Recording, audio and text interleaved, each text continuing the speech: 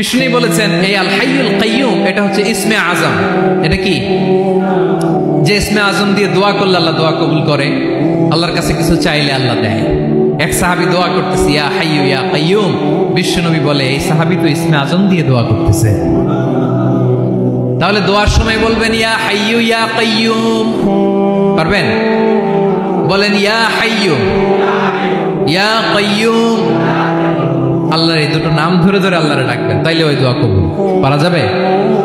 বিশ্বনবী দোয়াতে বলতেন ইয়া হাইয়ু ইয়া কাইয়ুম বিরহমাতিকা আস্তাগীথ আসলিহ লি শা'নি কুল্লাহু ওয়া লা তাকিলনি ইলা নাফসি তারফাতা আইন। ও হাইয়ু ওয়া কাইয়ুম, ও শাশ্বত চিরঞ্জীব আল্লাহ, আসলিহ লি শা'নি কুল্লাহ, আমার সব কিছুকে আপনি ফিক্স করে দেন, ঠিক করে দেন।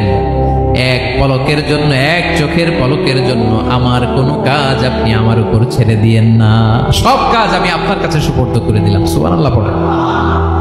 তাহলে 2 নাম্বার কথা, আল্লাহ শুধু আমাদের ইলাহি নন, তিনি হচ্ছেন আল হাই, চিরঞ্জীব, তিনি হচ্ছেন আল কাইয়ুম, নিজেও স্বয়ং সম্পূর্ণ, অন্যকেও রক্ষণাবেক্ষণ করেন। আলহামদুলিল্লাহ পড়েন।